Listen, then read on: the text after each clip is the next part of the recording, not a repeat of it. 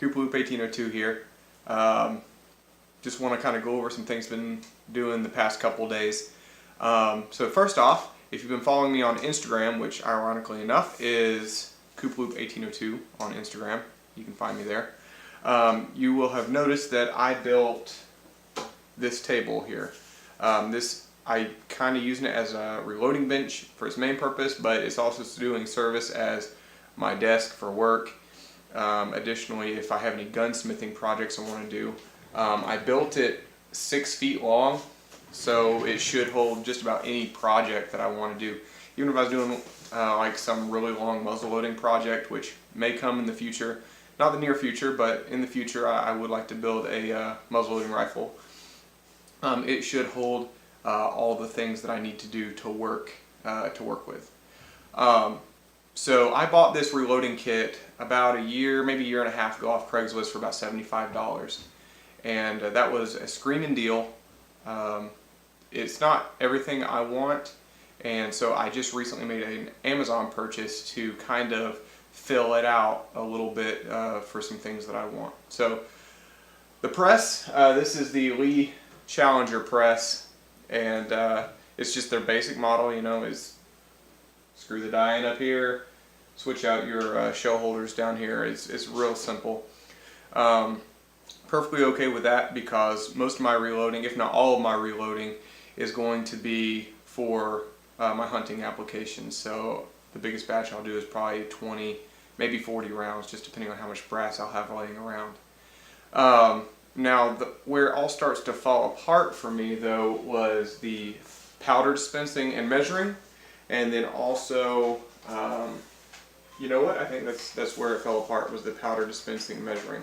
Okay, so dispensing, they have this deal right here, which is good if you aren't worrying too much about precision. But in spite of the fact that I'm using this reloading kit for hunting, I do want it to be precise. I know that the rifle that I'm currently reloading for, it's a Savage 243, and I know it's capable of sub-MOA accuracy with average ammo. The reason being is because last year I killed 2 deer with it, and it would group under an inch with Herter's brand ammunition. And for those of you not familiar with Herter, it is Cabela's brand of ammunition, and it's what I found to be is super reliable, super cheap, super accurate. Where it falls apart for me, though, is on-game performance. I think that the bullets themselves are inconsistent, and they have the tendency to either do a complete pass-through without expanding much, or expand too quickly and not penetrate enough. There doesn't seem to be a happy difference. And, you know, with a Herter's brand of ammunition, you know, what can you really expect? I think that with your 30 calibers and above, so your 308, your 30-30, your 30-06, and above that, your on-game performance is going to be just fine. Because I fully believe that, you know, 30 caliber and above, you could just about load it with Play-Doh and it's going to kill a white-tailed deer.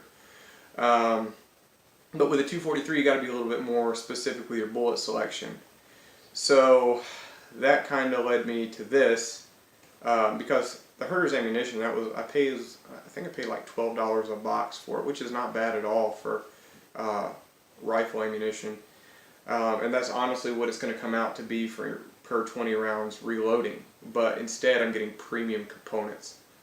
So let's just go over some of the stuff I bought, and then whenever the rest of the equipment comes in, I bought a tumbler and some steel media that's going to clean the cases. I bought an electronic scale because I don't want to have to wait for a balance beam to stop moving. I just want to put my powder in, measure it, and go with it. And what else did I get? A powder trickler. So my plan for measuring the powder is I'll scoop powder into the pan and then trickle powder until it gets to the 1/10 of a grain measurement that I want. Like I said, now let's look at some of the stuff I bought, and we'll talk about some of the stuff that's actually coming in on Saturday.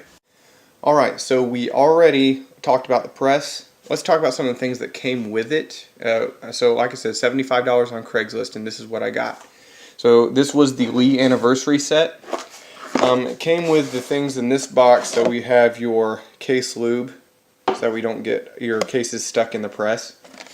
I already used this primer pocket cleaner, so I already had some spent brass and I cleaned out the pockets. It had some carbon buildup on it. I have not yet used this, the cutter and lock stud. Okay, so this is for trimming, chamfering, and polishing the cases electrically or by hand. Haven't really had to do any of that yet, because this is just once fired brass. That's my receipt from some of the things I bought today. Chamfer tool for the inside and outside of the case neck. Like I said, haven't had to do this yet either. Once fired brass. And then you have your priming tool. So this is going to put the primers into the case. That out of the way.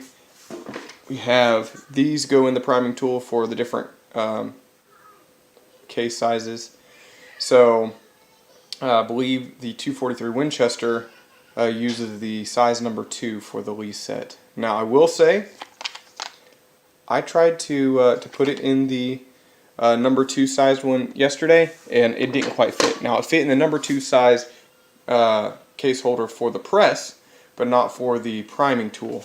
So we'll have to figure out a solution for that. So it came with that. It came with this balance beam scale, which I was playing around with yesterday, and I just about got it zeroed, but this thing is super touchy. Like if it has this, you can see there's a little ball bearing in there, and you can set it to the different weights, 0, 10, 20, 30, 40. These are measured in grains, of course. And then if you want to fine tune it, you have this little screw right here, and you can go up and down in small increments. But there's not a fine science to it. You just kind of have to adjust it. Like an old radio with like the tuner dial, something like that. And it's just about as accurate as it too. It's not an exact science. And then once you get it where you want it, it doesn't lock into place. It can still move on its own. So that's why I'm getting the electronic scale, because I am not enthralled with this. Came with this funnel. Yeah, that's going to be a big help, because I don't want to spill this expensive powder. So I bought a pound of this today. You can see right here. Let it focus. Come on, focus. 243 Winchester, right in the middle. Did some reading online, and I was deciding between 414 and 4350. Those are two very common powders for the 243. Come on, focus. Come on. There we go. Alright, camera didn't want to focus. So I got the H414 rifle powder. Heard real good things about that.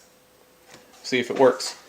Additionally, I bought Berger 95 grain.